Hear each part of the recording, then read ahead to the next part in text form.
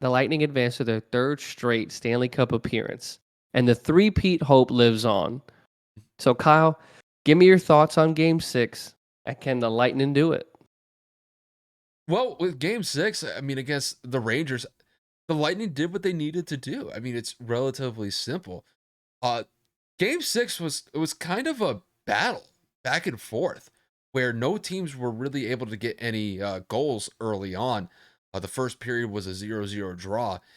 And then, the first goal of the game, I mean, Stammer just hit, I mean, he just took a pretty decent shot. Like, it wasn't really like I would call it a threatening shot at net, but it was able to find its way past Shesterkin and to put the Lightning up 1-0 early on.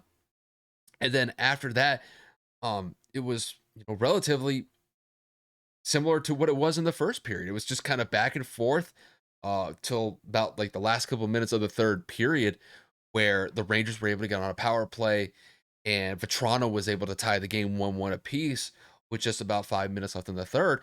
And then within 20 to 25 seconds later, the Lightning get in an on man rush against the Rangers defense, and Stammer hits a shot at Shesterkin.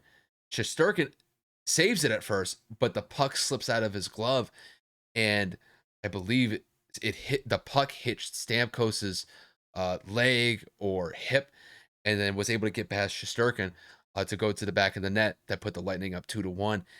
And the Lightning were able to play solid lockdown defense for the last couple minutes of the game, even though that New York went empty net. It was a 6-on-5.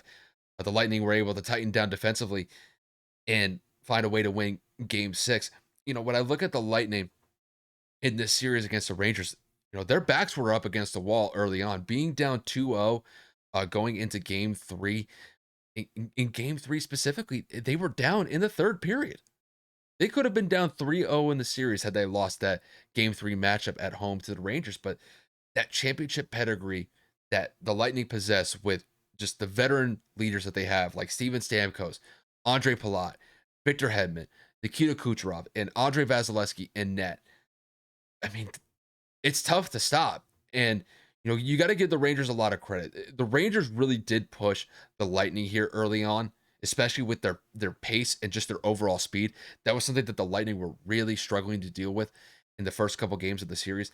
But you could tell that the Lightning definitely made adjustments as time went on in the series. And I think the one thing that really hurt the Rangers in this series against the Lightning, I think it was fatigue. When you got into these game five, these game six situations against the Lightning, they just looked slower. They didn't have that lightning, no pun intended, pace early on in the series against Tampa. But you could tell that the last two series, which both resulted in 7-game series that the Rangers had to play in, I think that came to be a factor in this series. And I think when they got to game five and game six, they just didn't have the same energy and just didn't have the same effectiveness that they had earlier in the series against the Lightning. And I think that's where it kind of bit them in game six. It didn't seem like the Lightning, it didn't seem like the Rangers were firing on all cylinders like they were earlier on.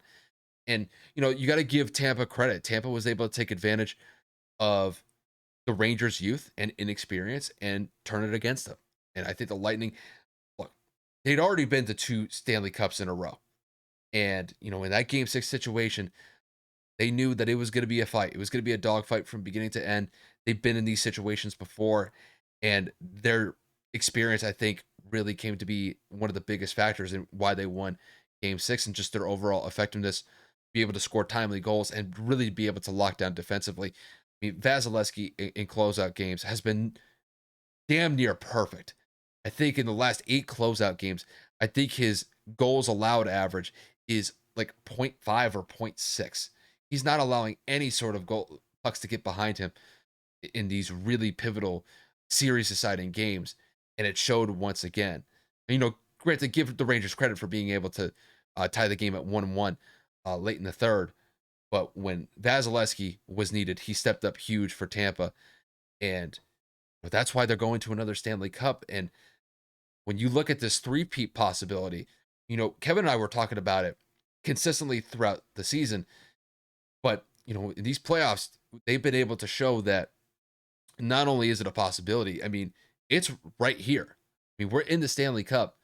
and they're back in it once again. I mean, to go to 3 straight Stanley Cups is nothing short of phenomenal. I mean, just the team that they have assembled with John Cooper leading the way as their head coach, just the individual coaches that they have uh, underneath John Cooper, it's just been phenomenal. And going up against Colorado, I think that Colorado is definitely going to test them because Colorado, I mean, they've been just scoring like crazy. I mean, that series against Edmonton, they were putting up 4, 5, 6 goals consistently. One game, they scored 8 goals. So, Tampa's definitely going to have their work cut out for them in the Stanley Cup against Colorado. But they have the experience. They've been there twice in the last 2 years, won both of them. They play their cards right. We're talking about a three-peat here, which we haven't seen in any North American professional sports since the Lakers did it with Kobe and Shaq. So I got to give the Lightning a lot of credit. They showed their resolve in the series against the Rangers, but they're going to be put to the test against the Avalanche when it comes to the Stanley Cup matchup. But it's going to be a fun one for sure.